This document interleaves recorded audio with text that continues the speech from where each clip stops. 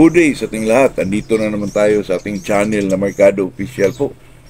Dito sa channel na ito mga kaibigan, talagang natutuwa po ako kasi ang daming mag-comment, daming mag-react. Kasi ang channel na ito mga kaibigan, napakabilis po ang daming nag-subscribe po. Salamat sa inyong lahat mga kaibigan. Di ko naman yung na-expect na itong channel na to ay talagang mabilis ang ano niya. Kaya bago tayo mag-umpisa ay shout out muna tayo kay Wilfredo Ligaspe, Anthony Espinilla Romblon, Hilmar Pradilla, Pedrito de los Santos Jr., Ronald Alinabon, Canada, Montreal, Rodel Mideldia, Aloysius Alcular, Digo City, Jaime Pakampara, Pulunuling Tupi, South Cotabato, Rene Villasorda, Rene Boy, Cebu City, at Arlinda Suyat. Yun po, magandang umaga sa ating lahat po. Itong pag-usapan natin mga kaibigan ay napakasimple lang po. Kasi alam mo na, itong sa social media mga kaibigan, Facebook, maraming sa akin nga may tumatawag, magtanong lang po. Ito kasi may isa tayong kaibigan nagtanong na yung inbreed na manok, lalo na sa back to mama or back to papa, pwede ba ilaban? Sa mga ganyang usapin, kaibigan, ako na may small time lang, gilid-gilid, kulang pihira. Pero, anuhan ko rin, i-try ko rin itong inbreeding, mga kaibigan. Kasi dati, nakuha ako kay Sir Biboy. Ang manok na nakuha ko na sa mga kilala ay kay Sir Biboy. May nakuha din ako dati, pero kay Sir Biboy talaga, kasi ano yun, bago pa lang. Di naman bago, kasi 2021 during pandemic ko yun ang naanuhan ko ng pansin mga kaibigan, kasi pandemic wala ko akong kita, andun lang ko sa area ko na inaanak ko mga kaibigan, pinagrintahan po kahit wala akong kita mga kaibigan, nagrinta pa rin ako, kaya doon ko na ano yung attention ko doon sa manok na yun, kaya naisipan ko mag-inbreed po kasi wala akong ginagawa, wala naman akong pira mga kaibigan, may negosyo akong pinapasok yung sa pizza. Medyo na down po kasi di ko lang alam kaibigan kung itong nangyari yung kaibigan. Nakaano na nga ako, nakatatlong pisto na ako doon kaibigan, pero talagang pag hindi para sa atin po talagang wala po. Doon naisipan kong nag-breed mga kaibigan. Tinatry kong ini-inbreed yung manok ni Sir Biboy. May ano din sa kaibigan ko, nakuha din na pure din na dalawang klase na inbreed yun mga kaibigan, kaya nadala ko rito, nakakuha din tayo, nakapag-pure din tayo.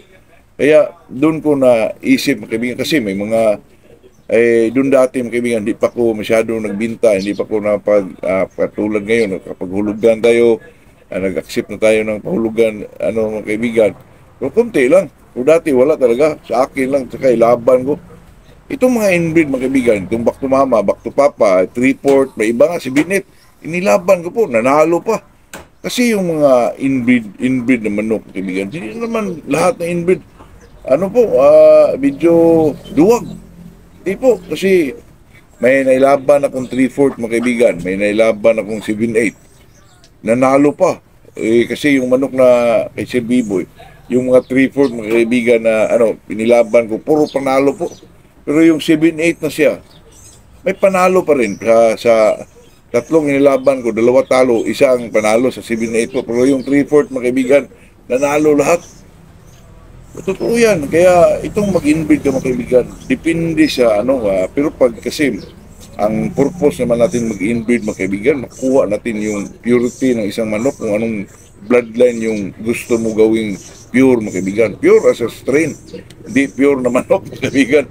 Pure as a strain na nakuha natin kay Sir Biboy, na ini-inbreed natin para makakuha din tayo na gawin nating materialis. Pero sa dami na na-breed ko mga kaibigan, hindi naman bulto yun na isang pabalik-balik yun mga kaibigan. Ang 7-8 na ko sa ilang mga manok, isa lang talaga po, yung babae lang.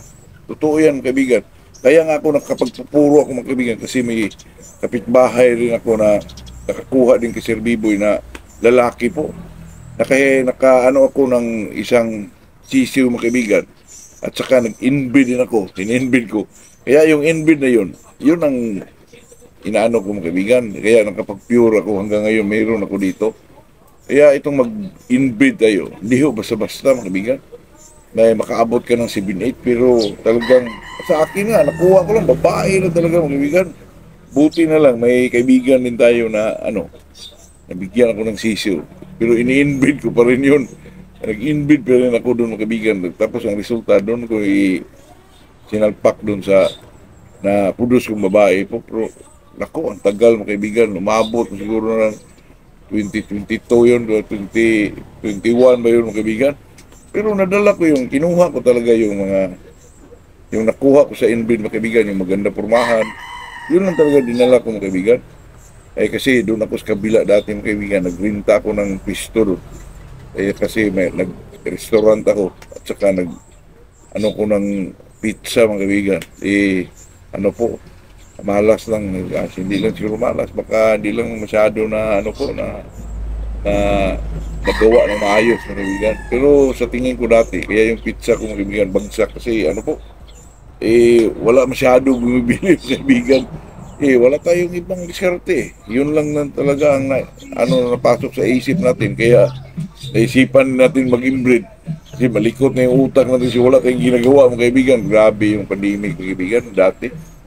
Grabe ang pira ko mga kaibigan. Ubos ko kasi renta ka. Wala kang kita. Ka monthly. Pero nung time naman na yun mga kaibigan, kalahati lang ang nirenta ko kasi yun ang sa barangay na pag pandemic, kalahati lang ang ibayad mo pero di pa rin mga kaibigan kasi wala kang kita. Kaya naisipan yung nag-inbreed ka pa, ka ng manok, pa ng pagkain mo, lalong pero okay lang naman yun kasi sa nakuha ko kay Sir Biboy, hanggang ngayon mayroon pa. Kaya sa next natin, magamit na rin natin yung isang natin mga kaibigan, super sweater kasi bangga natin doon sa Golden Boy po. Kaya yun lang mga kaibigan, pag mag-inbreed, pwede, mag-ilabang, pwede po. Depende na lang yun sa iyo mga kaibigan. Po sa akin ay talagang tinitingnan ko po yung away. Sa tingnan mo rin, baka yung na-inbreed mo ay duwag mga kaibigan. Makita mo naman yun na medyo, ang manok, medyo masyado maliksi, tapos wala talagang inaayawan. Makita mo naman talaga yung kaibigan kasi di pare-pareha yung magkakapatid Hindi magkakapariha mga kaibigan. Kaya tingnan mo rin, obserbahan mo rin kung ano ang mga di maayos sa kanila. Kung tingnan mo, pwede bang ilaban? Kung sa tingin mo naman ay alanganin ka, huwag mo ilaban. Pero yung sa akin, mga kaibigan, yung lahat na inbreed na ilaban ko po. Kasi walang bumibili sa manok mo. Kasi pandemic. Pero may laban, mga kaibigan, dyan sa gilid-gilid na po. Ang dami, pero enjoy pa rin. Kaya yun lang mga kaibigan, yun lang ating may topic sa araw na to, itong inbreed na manok, pwede ba nating ilaban? Itong back to mama, back to papa, sa akin mga kaibigan, pwede po kasi ilang bisis ko na yung nagawa. Kaya yun lang po, magandang umaga sa ating lahat mga kaibigan.